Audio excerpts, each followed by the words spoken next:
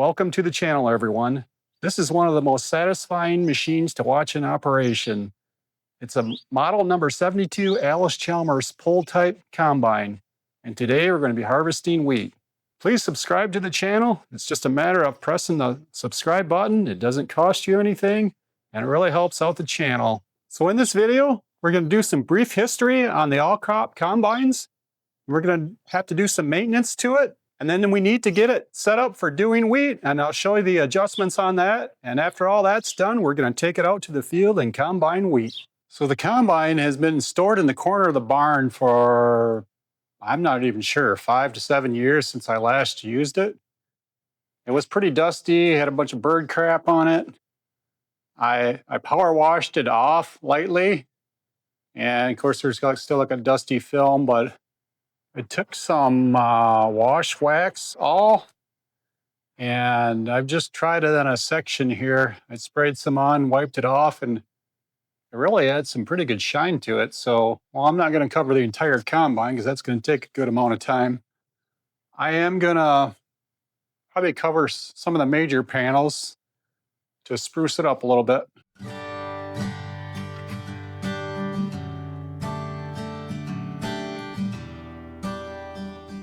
So I washed some of the major panels on the combine.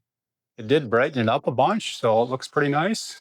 Before we go any further, let's take a brief look at the history and evolution of the all-crop combine. A man by the name of Harry Merritt was the tractor department manager over at the Allis Chalmers Company. In 1931, he witnessed a field demonstration of what was called a brush combine that was created by a man named Bob Fleming. This combine used a brush instead of a steel bar cylinder.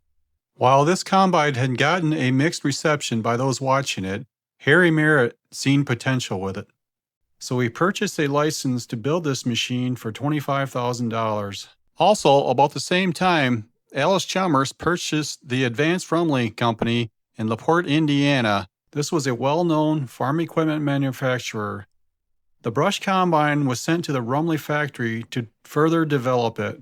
For all practical purposes, it was redesigned with a steel cylinder and concaves instead of the brush design, and a much more sophisticated separator. But it still retained its 5-foot width of cut and the general layout of the machine.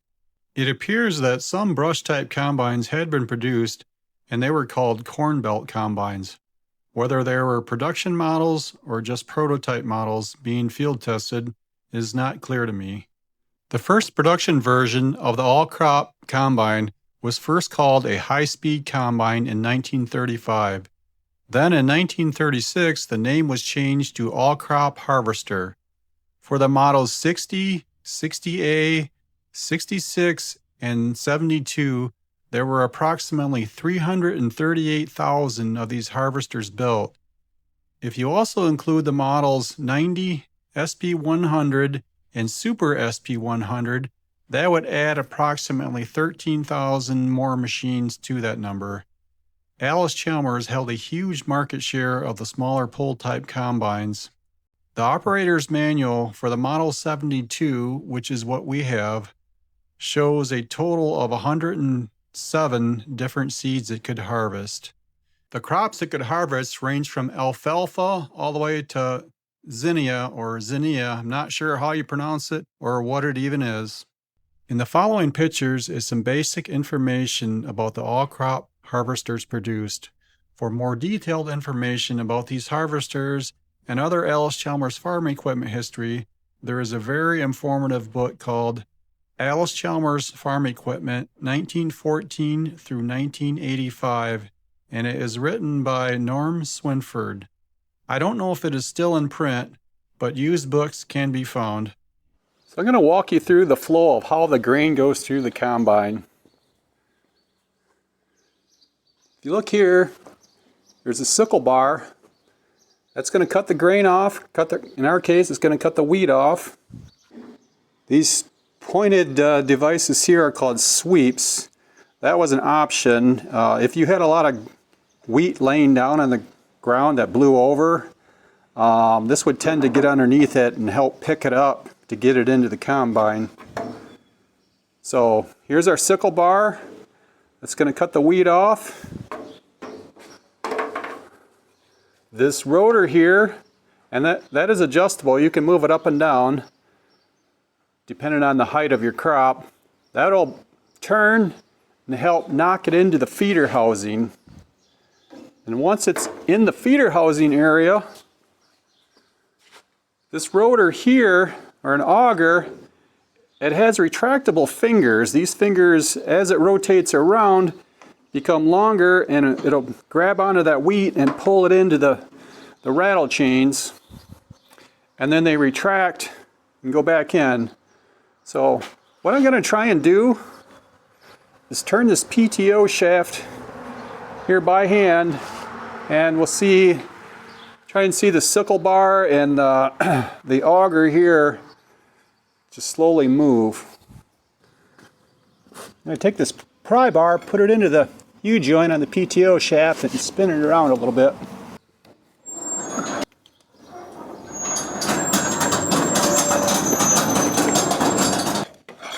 You'd want to be really careful around these sickle knives. People have lost their fingers in these before. There's an apron chain here.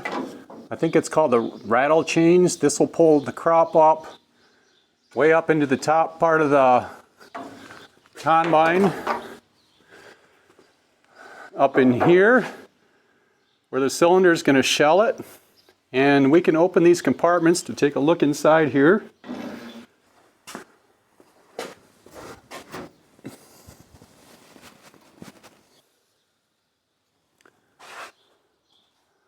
So here's where this apron chain brings it up further into the combine.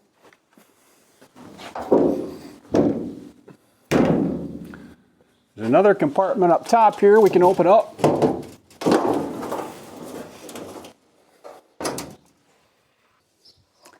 Okay, as the apron chains bring the crop up to the top of the combine here, this device, I think it's called a feeder, it rotates and will bring it into the concave, or into the cylinders in the concaves.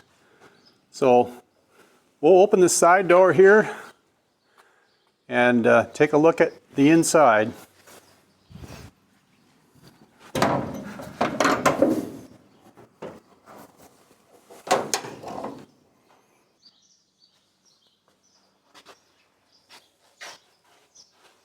Now we're looking into the separating part of the combine, and right here is the cylinder.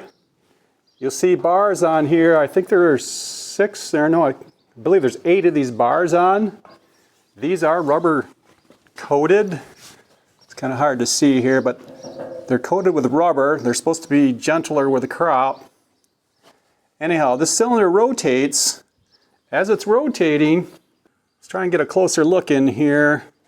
As it's rotating, there's a thing called a shelling plate. It's very hard to see in here. But basically, as the cylinder rotates, it bumps up against the shelling plate.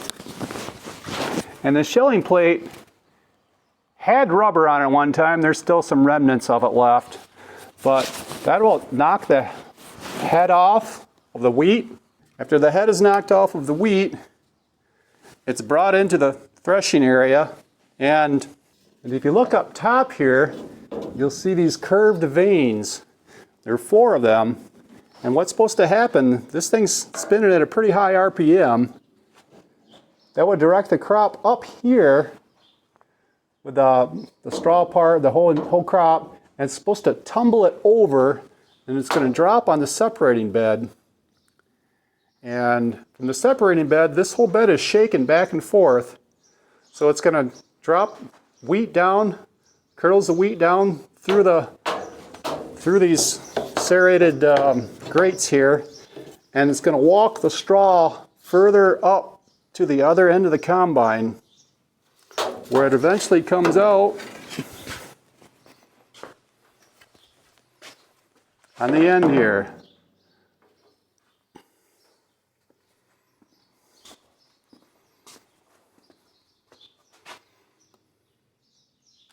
Meanwhile, while the grain particles are dropping down below, there's another conveyor down below, and we'll try to get a look at that.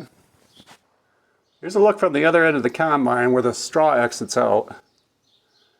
And there's some more grates here. Those are also adjustable. You can change the angle on those to allow more or less material to drop through. Now we're looking inside here. This grate here is replaceable. You can use different sized grates for different size crops. I have one, this one's really designed for wheat and maybe oats. I can pull this out. I have another one with rounded holes in, designed for soybeans, and I have used this combine in soybeans as well. So as this thing's shaking, you can see the apron chains here. There's actually a bar missing there, but that will direct the grain where it needs to go. The straw is shaking itself out, and down in here is another auger that's going to carry the grain up through another elevator, and then it goes to what they call a rethreshing process. And I don't fully understand how all that works and where it all flows. But anyhow, some of the kernels that may have gotten, or the wheat heads that had gotten missed, comes up this elevator. There's another grate in here with holes through it, and some of the material will fall back through, back down into the auger that brings it into this elevator here, and then any wheat that comes through the system comes up this elevator and then dumps into this grain bin. But some of the material that got past the initial threshing stage comes up into the rethrashing area, comes back down, goes back down this tube into this cylinder, and it's rethrashed again. So it has a repetitive system to catch as much as possible. That's just kind of a rough description on the flow of the grain, how it goes through. There's a lot of moving parts to this combine. There's a lot of adjustability built into it. Starts out with the PTO shaft, hooks up to the tractor, hydraulic cylinder for the lift. This whole rotor head can move up and down. There's a rope, and you can adjust that from the tractor seat. Of course, the head moves up and down. And there's, like I said, a lot of moving parts, belts, pulleys, gears, chains, augers. So we're gonna hook the tractor on, pull the combine outside, and we'll show the settings we need to set for harvesting wheat. I almost forgot, we still have to grease the combine, and that's gonna take quite a bit of time. Having an owner's manual to this combine, I would say, is almost a must-have. There's so many adjustments and things to look at here. So we're going to first grease it up. And if you look, there are no less than 76 areas of lubrication, most of them being grease fittings. Now some of them are greased twice daily if they're in a square, once daily if they're in a circle, and a hexagon shape twice weekly. So they do call out all the contact points to grease. Most of them are grease zerks. And then they do give a description of what it is, so that's very handy. But there's another page. And another page. So up to 76 areas. So it takes a good amount of time to grease this thing. Okay, on to part 2. The all-crop combine claims it can harvest 107 crops, according to this manual. We're going to do wheat, so we're going to focus in on that. Here's just kind of a quick reference to give you all the settings. So wheat was actually underlined in this manual. That's number 106. So it gives you a cylinder speed. We need to have that between 1400 and 1600 RPM. The number of cylinder bars is 8. I see there are some crops that would be 4, so you'd have to remove a couple. Now number of concave bars. These are bars I don't think I showed well in the video. They're sitting underneath the cylinder. They're also rubber coated. But for wheat, they recommend 2. And now the shelling plate. Okay, there's shelling clearances. There's a clearance between the plate and the concaves. This plate you can move back and forth. Of course, the cylinder moves up and down. And So to move up and down, that's where you get your clearance for the concaves. And they're calling out 1/4 inch to 3/8 of an inch. And same as the shelling plate, 1/4 inch to 3/8 of an inch. So you'd want to set to your cylinder height, and we'll show you that in a little while. That'll also reference it somewhat to the shelling plate. If it's not the correct distance to the shelling plate, you can slide that shelling plate back and forth as well. Now they got what they call the shoe adjustments, the wind valves, and that's the opening on the for the fan determines how much air will flow through. So we've got 1/2 for wheat, and then the adjustable shaffer or shaffer is 2/3 open, adjustable sheave 1/3 open, and then the finishing sieve is 5/32 by 3/4 inch, and then the tailings elevator sieve 3/8 of an inch diameter. I don't have any different sieves for that. I believe it is 3/8 in there. So we're gonna go hook the tractor on and set the combine for wheat. Now I believe the last time I used this combine it was set for wheat, so there may be nothing we need to change. So I have already finished greasing it. You need to climb on top of that thing, crawl underneath it, and get in a lot of awkward positions to grease it, but it took me a couple of hours, so some of them were hard to find.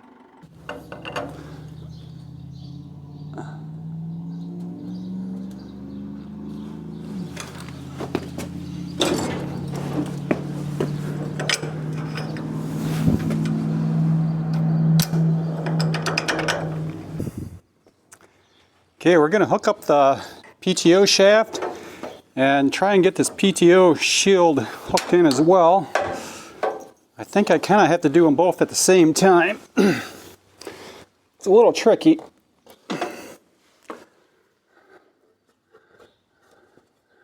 So what's supposed to happen, there's a notch cut in this PTO cover plate here, and it's spring loaded. This is supposed to latch into there.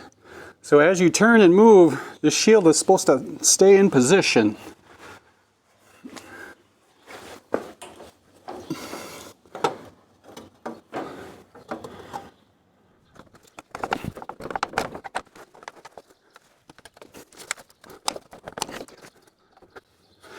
Okay, I believe like that. And then hydraulic holes. We're just running one-way hydraulics. That's what this tractor is equipped with.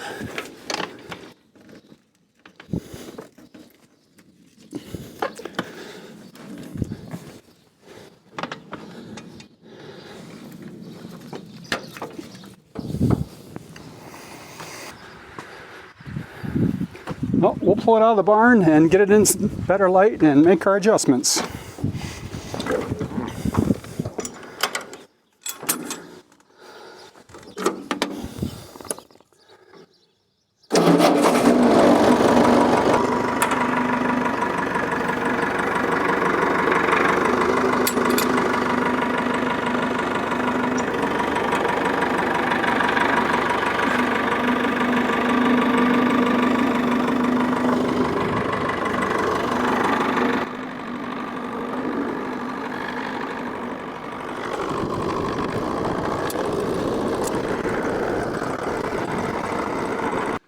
We're outside now. We're going to try and set the adjustments on the combine.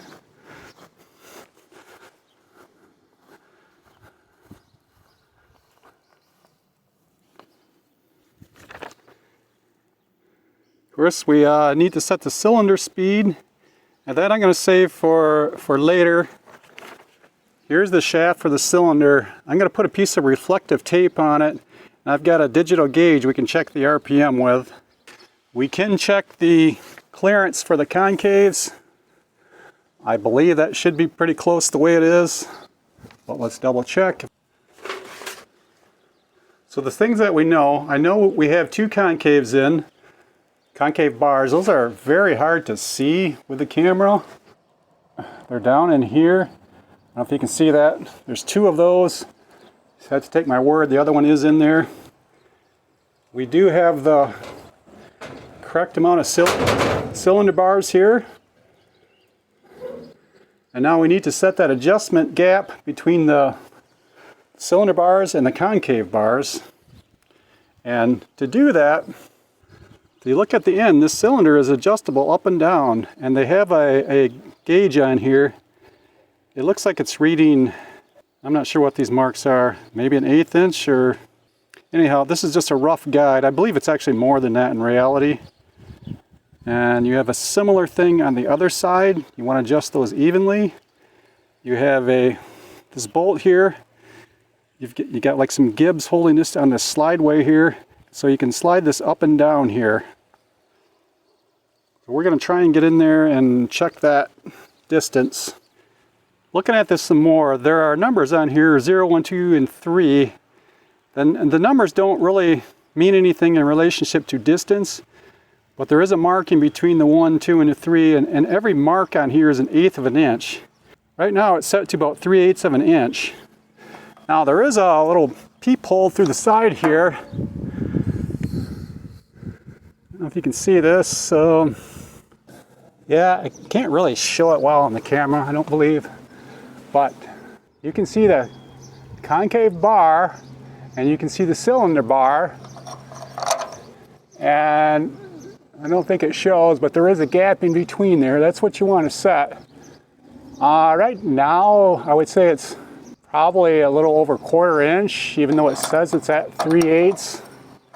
So actually there is some fine adjustment on the scale. I may have to readjust the scale, but our range is between 1/4 and 3/8. So we're going to leave that as it is. And there's a setup just like this on the other side with this same scale on it. It does not have a peephole area, so we just have to go by the numbers. So we're going to leave that alone. We're going to come back and adjust the RPM.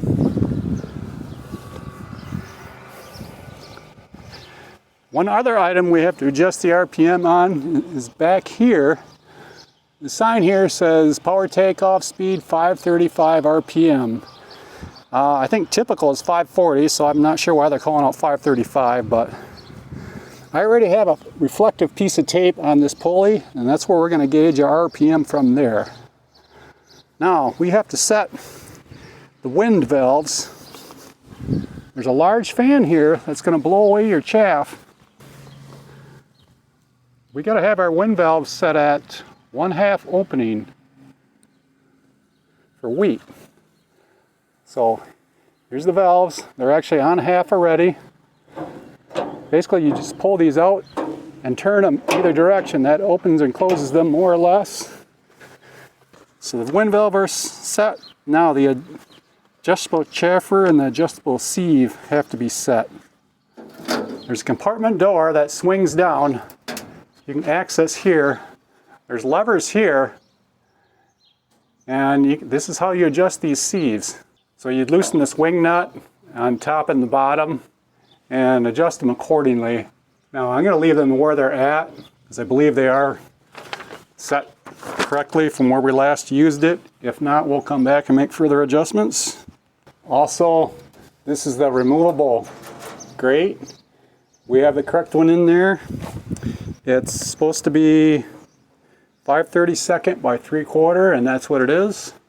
And as a side note, I'll show you what a soybean size is. Finishing sieve, I guess they call it. Hanging up on the ledge on the wall of the barn is that orange plate that's set for soybeans. I believe those are 3/8 diameter holes through there. And then there are a couple other screens. I'm not sure if they're sieves or if they're in a different part of the combine. They came with it. I've never used them. So here's a digital tachometer. It requires some reflective tape to pick up a signal. There is a laser on it. You see I'm pointing it at that reflective tape. Now it says it's doing 40 RPM. Obviously it's not. Try that again. Okay, I had to reset it. Now it's 0. We're going to start the tractor up, and we're going to get this adjusted to 535 RPM. So once that is set, we're going to come over and check the side here. we've got to get the cylinder speed going at, I believe it was 14 to 1600 RPM. I have a piece of reflective tape on this shaft. And to obtain the correct speed for the cylinder, there's this turn knob here. You crank this in or out to change the RPM. And if you go to the other side of the cylinder, climb up in here, there's a pulley here, the wide belt on, and what that does, that moves in or out, and that'll make that belt ride lower or higher on that pulley, which will change the RPM. Now over to the tractor.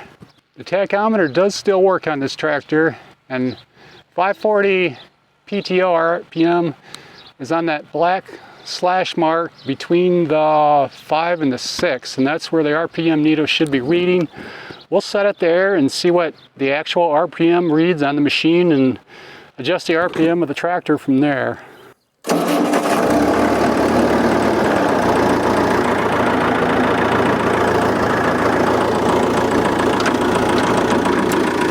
That's engaging the PTO shaft. Make sure everything's in neutral.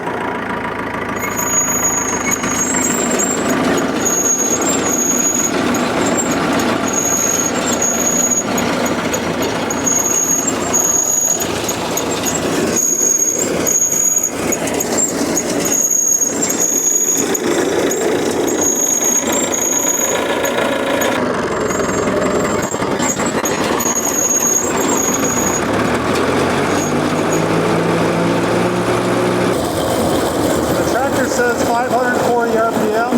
It's actually turning about 520, 530, so it's pretty close.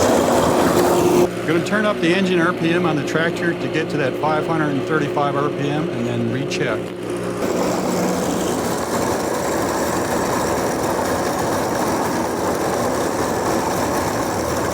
Okay, it's bouncing 535, 540. It's pretty close.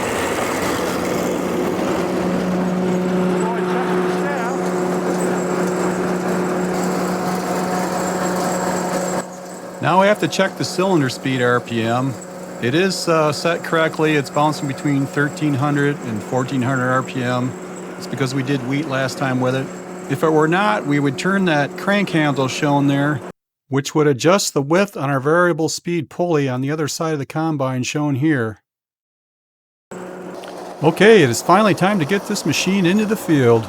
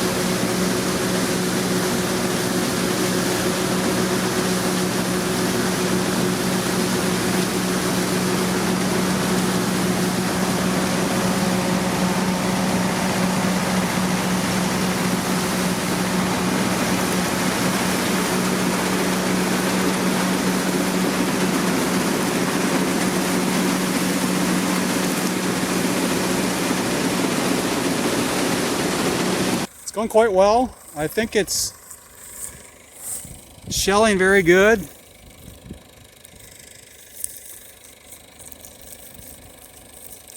I don't really, I mean, you can see some chaff here. I don't see any really unshelled kernels. So the head looks like it's shelled out completely. So I'm going to leave the settings right where they're at. There wasn't too much in the bin either. I do get some green weeds, a fair amount of weeds in this field. If I cut it up higher, I can eliminate some of that, but I have someone that was going to take the straw, so I'm kind of balanced between weeds and good straw.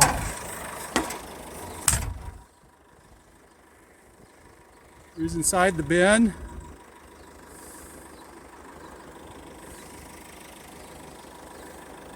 So, no, she's working really well. The yield isn't great, which I knew, but we only have an acre and a half here, so we're going to carry on.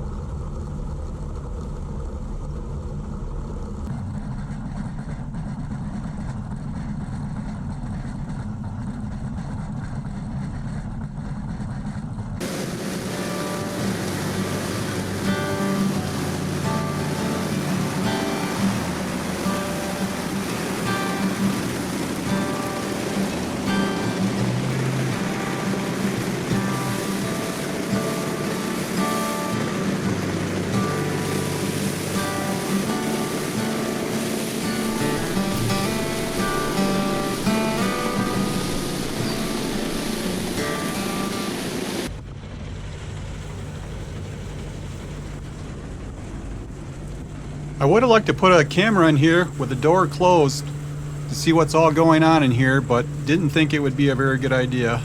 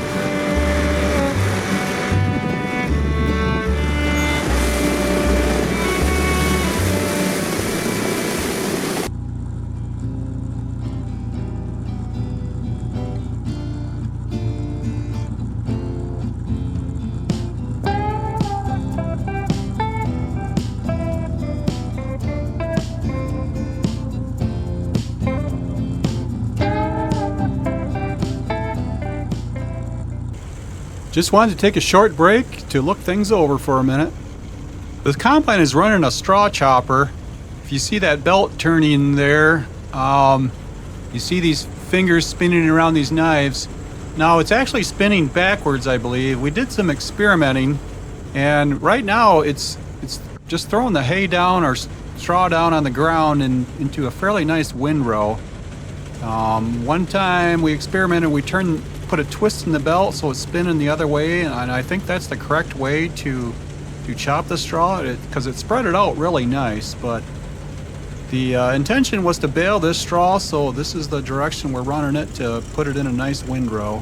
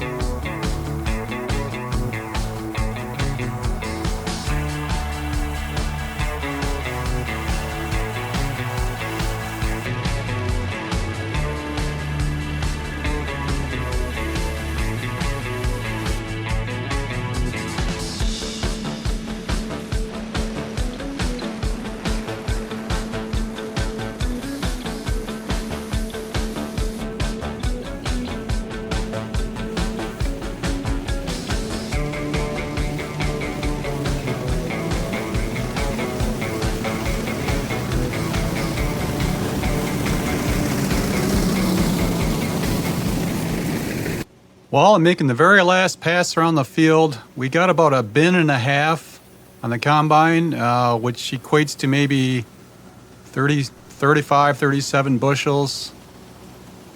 The bin on the combine holds 25 bushels.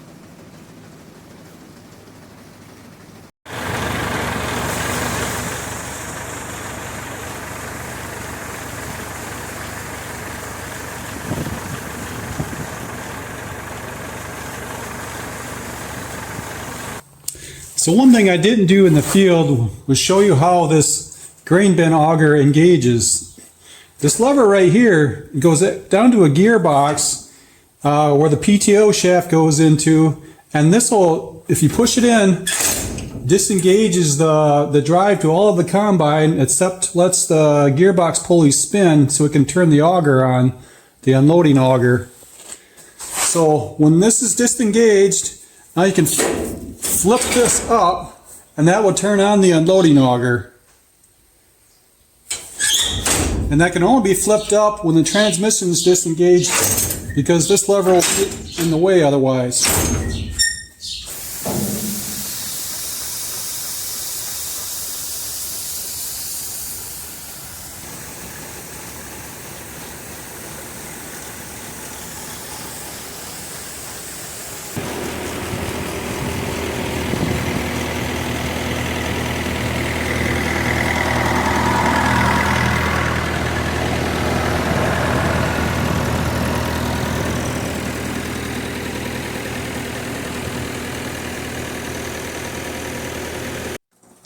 Well, we're not done just yet. If you notice, I'm in a different field.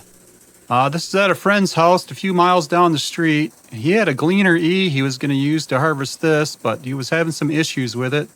So this is the same day I harvested mine. After I got done, I drove down the road and started on this. Now this is a much higher yielding grain, wheat. The straw is a lot taller. On the tractor, there's 14.9 26-inch tires, and it's just as tall as the tires in a lot of spots. So I had to run it in the slowest gear possible, low gear, low range, and I had to play around with our reel settings, the height of the reel, trying to get that to bring in the wheat. I had the cylinder plug up one time because it would feed in and then stop, and then all of a sudden feed in, and a large chunk would just jam up the cylinder. So we got that straightened out to where it's feeding in really nice now, and it's working well. I just got to go slow. As I'm still combining, you'll notice the straw is being baled by what I believe is an Allis Chalmers number 303 baler, and it's pulled by an Allis Chalmers 6070 tractor.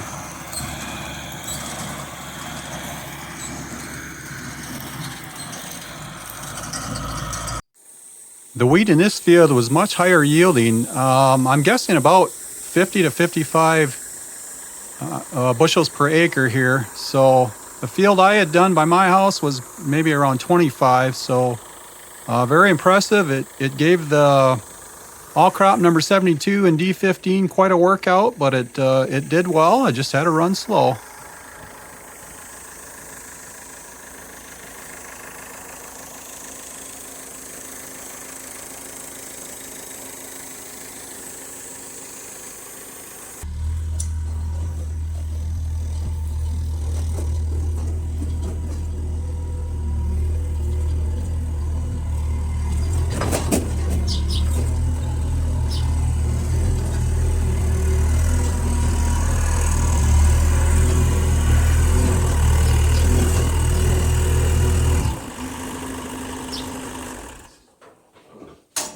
Well, we're going to wrap the video up here. We had a good success combining the wheat. We did have one little issue. I'll show you here. There's a pitman arm here that drives the sickle bar back and forth. It pivots here, and then there should be a bushing in here where underneath where this cotter pin and this washer is. At one point it started getting a bit louder, and there's probably an 1/8 inch of clearance now between the stud sticking out here and the rest of the arm. And I did look in the parts manual. There should be a bushing in there. It appears to maybe have cracked out, so we got to take that apart, and maybe I'll have to bore that out and create a new bushing for that. But other than that, we had a successful mission here with this old combine. Thanks so much for watching, everyone. Please leave a thumbs up and subscribe if you like.